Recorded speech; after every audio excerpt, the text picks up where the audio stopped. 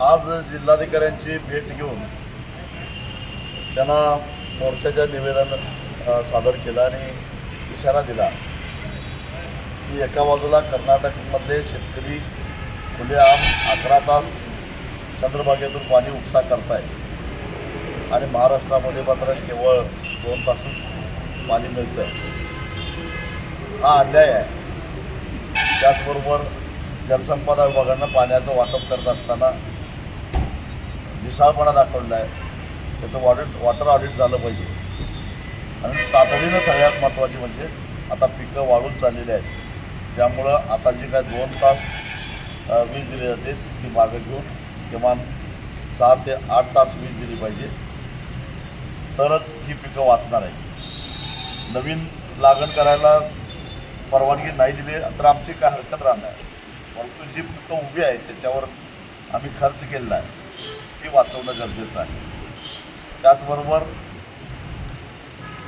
गेली 4 महिने, कारण साखर कारखाने बंद होऊन 4 महिने झाले, ज्या साखर कारखान्यांनी ऊसाची FRP दिलेली नाही त्यांच्यावर कारवाई अजूनही झालेली नाही.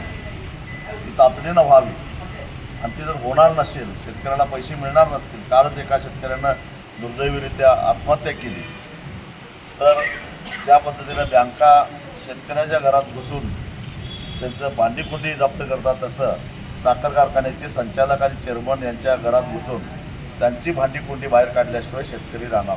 कायदा आपलं काम करणार नसेल तर वेळप्रसंगी शेतकऱ्याला कायदा हातात घ्यावा लागेल असा इशारा जिल्हाधिकाऱ्यांना दिला. त्यांनी 3-4 दिवसामध्ये ऊसाच्या बिलाच्या वसुलीसाठी सुद्धा ठोस कारवाई करतो त्याची वेळ त्यांनी मागितली 3-4 दिवसाची.